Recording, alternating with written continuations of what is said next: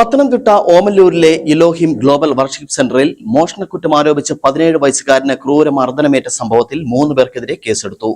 അണക്കര സ്വദേശിയായ 17-കാരന് മർദ്ദനമേറ്റ സംഭവം വാർത്തയായതിനു പിന്നാലെ വനിതാ ശിശുക്ഷേമ വകുപ്പ് മന്ത്രി ബിന്ദു കൃഷ്ണയുടെ ഇടപെടലിനെ തുടർന്നാണ് നടപടി. കൃത്യമായ അന്വേഷണം നടത്തി വിശദ റിപ്പോർട്ട് വനിതാ ശിശുക്ഷേമ വകുപ്പ് ഡയറക്ടർക്ക് നൽകാനാണ് മന്ത്രിയുടെ നിർദ്ദേശം. പത്തനംതിട്ട ഓമല്ലൂരിലെ ഇലോഹിം ഗ്ലോബൽ വർഷിപ്പ് സെന്ററിൽ മോഷണക്കുറ്റം ആരോപിച്ച് 17 വയസ്സുകാരന് ക്രൂരമായി മർദ്ദനമേറ്റ സംഭവത്തിൽ ഇടുക്കി വിഷൻ ഉൾപ്പെടെയുള്ള മാധ്യമങ്ങൾ വാർത്ത പുറം ലോകത്തെത്തിച്ചതോടെ സർക്കാർ പ്രശ്നത്തിൽ ഇടപെട്ടു. മന്ത്രി ബിന്ദു കൃഷ്ണയാണ് പ്രശ്നത്തിൽ ഇടപെട്ട് റിപ്പോർട്ട് ആവശ്യപ്പെട്ടിരിക്കുന്നത്.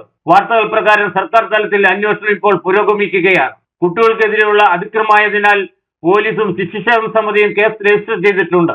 പഠിപ്പിച്ച് ജോലി വാഗ്ദാനം ചെയ്ത് വരുത്തി കുട്ടികളെ കൊണ്ട് മണ്ണ്, കല്ല്, മറ്റു പണികൾ, മൈക്കാട് പണികൾ എന്നിവ ചെയ്യിക്കുകയും അടിയന്തര ജോലികൾ ചെയ്യിപ്പിക്കുകയും മർദ്ദിക്കുകയും ചെയ്ത സംഭവത്തിൽ കർശന നടപടിയെടുക്കുമെന്നാണ് മന്ത്രി ഉറപ്പു നൽകിയിരിക്കുന്നത്. സംഭവം പുറത്തായതോടെ ICDS ഉദ്യോഗസ്ഥർ സ്ഥാപനത്തിൽ പരിശോധന നടത്തി മറ്റൊരു 17-കാരനെ അവിടെ നിന്ന് രക്ഷപ്പെടുത്തുകയും ചെയ്തു. മറ്റു 2 പേരെ കണ്ടെത്താനായിട്ടില്ല.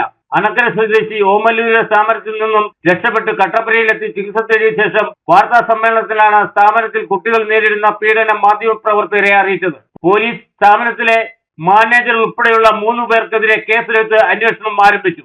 വനിതാ ശിശുക്ഷേമ ഡയറക്ടറോട് സ്ഥാപനത്തെ പറ്റിയും സംഭവത്തെ പറ്റിയും അന്വേഷിച്ച് വിശദമായി റിപ്പോർട്ട് നൽകാൻ മന്ത്രി ബിന്ദു കൃഷ്ണ ഉത്തരവിട്ടിട്ടുണ്ട്.